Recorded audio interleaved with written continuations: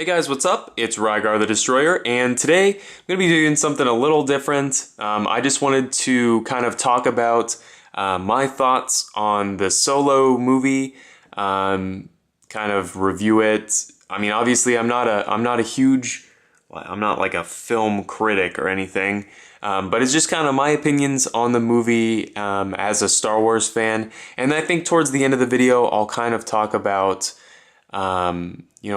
my thoughts on the franchise as a whole. But we'll talk about those later in the video. Also, spoilers. There are going to be spoilers in this video. If you don't want to be spoiled, don't watch. Just click off the video. I'm going to be talking about spoilers from Solo. So you've been warned, so don't complain down in the comment section. But anyway, the Solo movie, I liked it a lot. And I know it's getting some kind of lukewarm reception, and its box office totals are really low, especially for a Star Wars movie. But honestly, the movie delivered exactly what I wanted and expected. So I can't fault it for that. So what I wanted when I saw the trailers for Solo is how did Solo, Han Solo meet Chewbacca? How did he meet Lando? How did he get the Millennium Falcon? And, how did he make the Kessel Run? And, how did he become this kind of notorious smuggler, throughout the galaxy? How did he become this guy that everyone knows him and everyone in the universe hates him because he owes everyone money? And it delivered that pretty much to a T. So I was so pleased at the end of it. We got to see Han, how he gets into the Imperial Academy and how why he gets kicked out and how he gets out of, the Imperial Army, basically, which I really liked. And how he also meets Chewbacca. I really loved that, he's thrown into this pit and they're basically going to feed him to Chewbacca. I thought that was hilarious. And I think it's really funny that, of course, Han Solo, when he meets Chewbacca, Chewbacca's trying to kill him, I think is really funny. And I think it's also funny how, of course Han knows just a little bit of Wookiee and can actually communicate with Chewbacca because he's just like a bullcrapper. He just is able to just talk his way out of every situation. So I think it's really funny that that's how he meets Chewbacca, is like Chewbacca's trying to kill him and they team up. He ends up communicating with him and team up to escape. I think is really cool. I also really like the way they meet Lando. I love that Lando is a notorious cheater and that he basically cheats everyone out of their money. And that's how he ends up getting the Millennium Falcon, which, let's talk about the Millennium Falcon for a second. We'll come back to Lando. I love that it was like new and beautiful. I like the redesign and like all of the things. And I love how it deteriorates throughout the movie because Han is like a good pilot in the sense that he's really great at getting everyone out of problems, but he's not a good pilot in the sense that he takes care of the ship that he's in. So I love that, the Millennium Falcon starts out as this beautiful, nicely kept ship, and then after Han's done with it, it's just a piece of garbage. Just like in A New Hope, basically. It's all of the panels are missing, it doesn't have the escape pod, and, like he breaks the satellite dish off the top and it has to be replaced. It just is funny to me, and I really love to see that progression of how, Han has no mechanical sympathy at all. I really like that.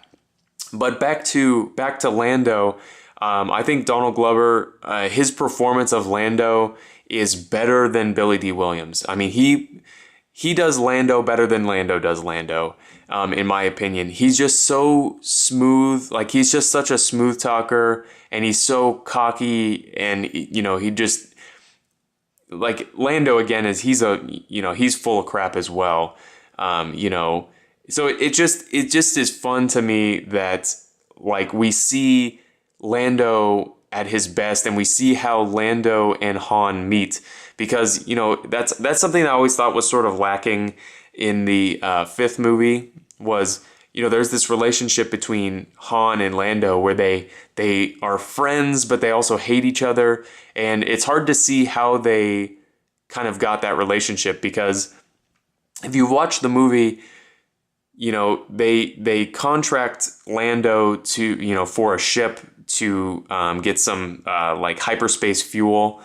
And basically Lando cheated initially, and Han catches him, and then he, basically wins the Millennium Falcon back. So I just really like that dynamic throughout the movie of, it's like Lando cons Han, Han cons Lando. So they like each other and they're friends, but they also hate each other, which I really like. And it just kind of explains how they meet, it just is exactly what I wanted from the movie. I know some people are going to complain about it because it's a prequel movie, and so you already know that the characters are friends. So what's the point? I don't know. I just like going into detail, in my opinion. One thing I wanted to talk about as well is the ending of the movie. I sort of had a bad feeling about Kira the whole time, because there's only 3 years in between when they were on Corellia and when they're, in the present time of the movie, getting the hyperspace fuel. And she keeps saying to Han, like, you don't know what I've done, so the whole movie, that she's done something bad, or is doing something bad that she thinks, she can't recover from or whatever. And so at the end of the movie, you see Darth Maul, right? And he's like the leader of the gang. One thing, I think that's sort of an interesting choice for the movie, because, your average Star Wars fan, like, that's just going to the movies isn't going to know that Darth Maul is even alive. Because to know that, you've had to watch the Clone Wars and the Rebels TV show, which, frankly, most moviegoers haven't seen that. So most people are probably going to be confused as to why Darth Maul's alive. And I also sort of think it's an interesting choice. It almost makes me think that they're going to do like a Darth Maul spin-off movie. But I'm not sure, because, with the Clone Wars, between the Clone Wars and Rebels, I feel like we've pretty much seen all of Darth Maul's story. We know that he gets cut in half. And then we know that, he kind of comes back with his brother, and, he's got all the dealings with the Night Sisters, and he takes over Mandalore, and then he tries to get Ezra and kill Ben. So I think we've pretty much seen his whole story arc. So I don't know if they're going to do a spin-off movie. It's hard to say. With the performance of Solo, I'm not sure if they will or not. It's hard to say. One thing I will say I'm a little disappointed about is I thought that Boba Fett would make at least a minor appearance in the movie, just like in the background or something. But he didn't, so I'm not sure. And I think they're going to be doing that Boba Fett spin-off movie. So I thought that maybe we'd see Boba Fett and then that would lead into the spin-off movie, but no, I'm not sure at all. So kind of overall, my thoughts on the movie are that I really enjoyed it, and I don't understand why everyone else is not enjoying it. I know some people have been talking about they don't like that L3 droid. They think she's kind of like annoying, or like trying to push, like a little preachy. Honestly, I thought that she was just funny. I mean, the idea that a droid could be in love with somebody is kind of funny. You know what I mean? There's that scene where she's clearly in love with Lando, which is hilarious because she's a robot, and that doesn't make any sense. And then I also kind of think it's funny that that she's got this like mission as a droid, and the only reason, Lando says that the only reason he doesn't wipe her memory is because she's got this great navigational system. But I think that Lando likes her. He thinks that she's funny as well. So I don't really understand the hate for that character. I think that we should leave the hate on Star Wars movies for movies that deserve it. And this is kind of what I wanted to talk about, is kind of the franchise as a whole, and kind of my thoughts on that. So since Disney's got the license from, George Lucas, there's been sort of a divide on, whether or not Star Wars fans should be allowed to enjoy the new Star Wars movies. Because they're made by Disney and supposedly Disney makes garbage movies. Well, frankly, the movies that have come out since then, I've, for the most part, had a lot of fun with. I had a lot of fun with The Force Awakens. I don't think it's a great movie. Like, it's not perfect. There are some flaws, but on the whole, I really enjoyed it. And I loved Rogue One.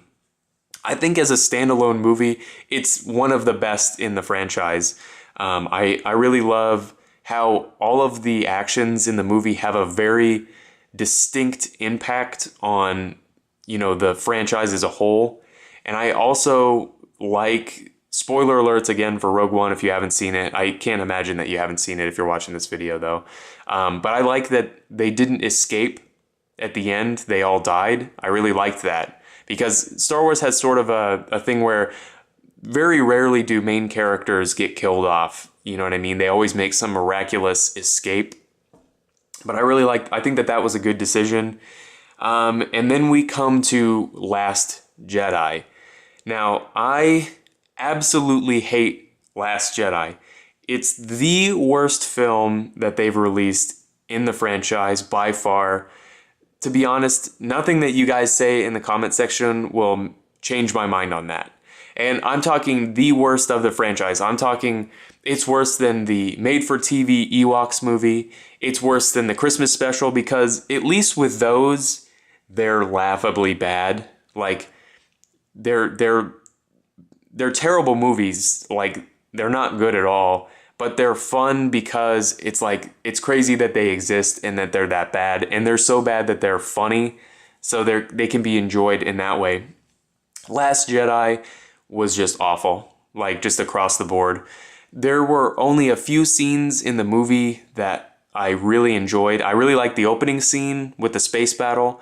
I really liked the Praetorian guard scene, like with spoiler alerts again for Last Jedi if you haven't seen it, where Snoke dies and then they have that huge battle with Kylo Ren. That part was so well choreographed and really like visually striking. And then that's pretty much it. Those were the only two parts of that movie that I liked. The parts of the movie that I didn't like, when Leia was sucked out into space and then miraculously goes Superman and pulls herself back into the ship, that was just stupid. That was stupid. You know what I mean? I've heard people call it like, oh, it's so beautiful and it's such a, a wonderful thing that they did for Carrie Fisher as an actress since, she passed away, obviously. But frankly, I think as far as the Star Wars canon, it's stupid. They've kind of hinted that Leia has some like force powers, in the other movies. But from what I understand, she was never trained. So it makes no sense for her to be able to pull herself back into the ship. So I think it's stupid. Also, I think it's dumb that they kept the only character from the original cast who's dead is now the only one who's alive in the next movie. So what are you going to do with her? Or is she going to be CG, or are you going to kill her off like right away in the next movie? Or is she just not going to be in it at all? In my opinion, having her killed by Kylo Ren in The Last Jedi would have been a better send-off to her than just having a character now that they cannot do anything with. You know what I mean? It's not like she did anything in the film after that point.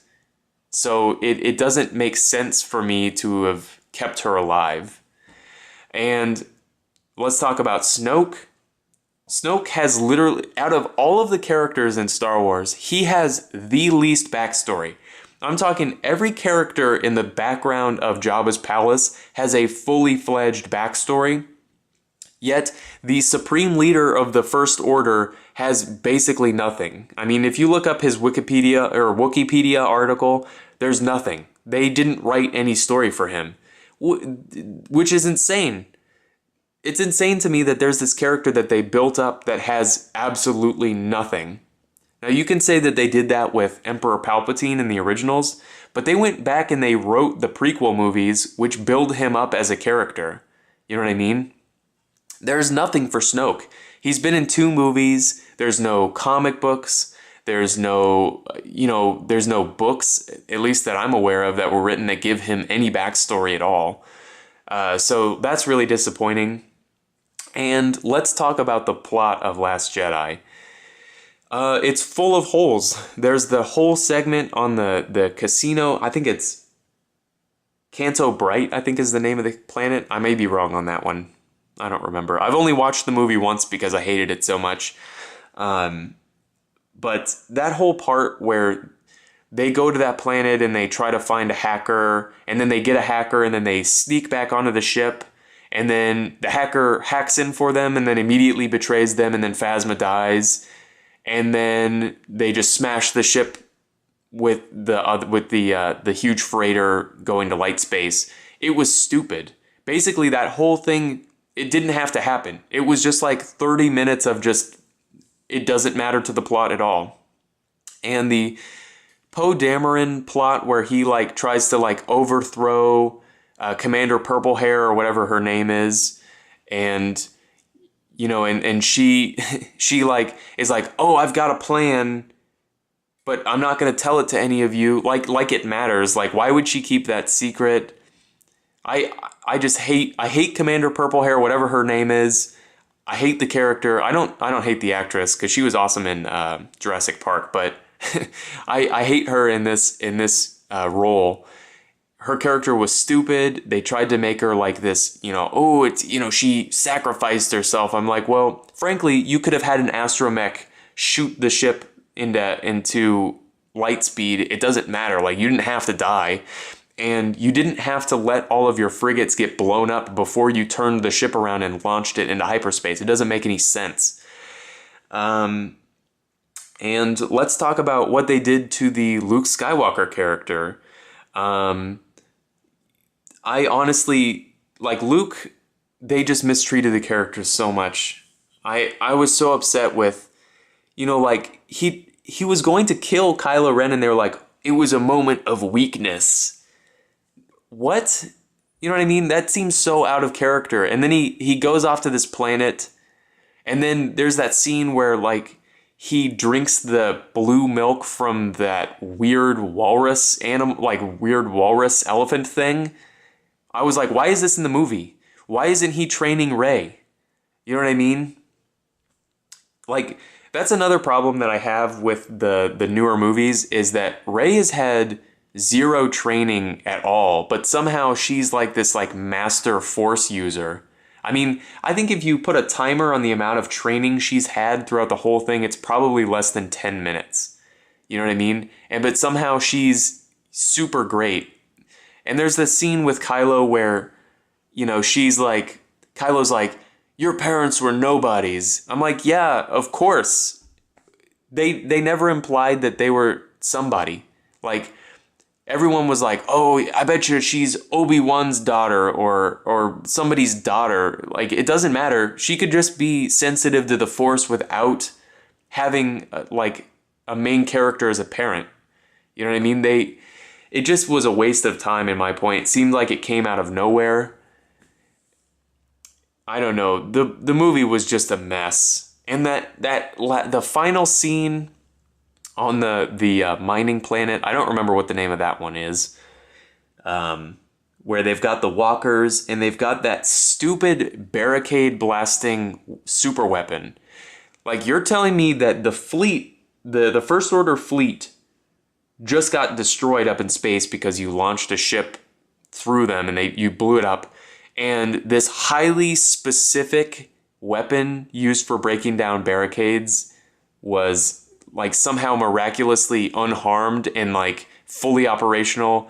And like, why would they even have that why would they have a weapon specifically for that in the first place is just stupid. There's like 15 total rebels left, so where are they gonna go for the next movie? Carrie Fisher's no longer alive, unfortunately, so she can't come back and do any acting for the next movie.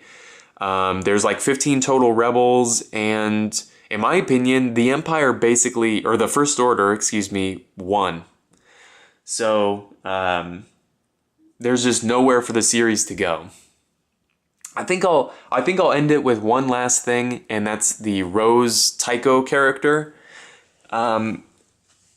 Interestingly enough, she's not my least favorite character from the movie. I know a lot of people just hate her. They think she's annoying. They think her character is stupid. But for me, she never bothered me. Like when I was so upset in the movie theater, I almost got up and walked out. But I never thought about it as like, oh, this Rose character is so annoying. It was just all of the stupid plot holes in the movie. I obviously haven't rewatched it, so maybe there's a chance that if I went back and rewatched it, I wouldn't like Rose as much. But I honestly, she was fine. Like, I didn't have any complaints about her at all. I didn't think she was annoying or anything, at least in that initial watch, or the initial watch through. So I don't really understand the hate for Rose as a character, but it's whatever. If you want to hate her, that's fine. So overall, I mean, I think that Star Wars fatigue from The Last Jedi has kind of played a role in why Solo got such lukewarm reviews from everybody. But don't let that discourage you from going and watching it, because I had an excellent time watching it in the theater. I can't wait to watch it again, and I can't wait to get it on like Blu-ray or DVD and rewatch it again. So yeah, don't let The Last Jedi ruin Star Wars for you, and don't let this toxic sub-community of Star Wars that just likes to hate on the quote-unquote feminist like agenda of Disney, that's just stupid. Just enjoy the movies for what they are. You don't have to read into them. You know what I mean? I don't really think that there's a feminist agenda going on with Disney. So anyway, if you agree with me or disagree with me, go ahead and just throw it down in the comments section. I'd be interested to see what you guys say, especially about Rose. Let me know why you guys think Rose is so annoying, because I frankly I didn't think she was that bad. But anyway, leave them down in the comments section below, and I guess I'll see you later.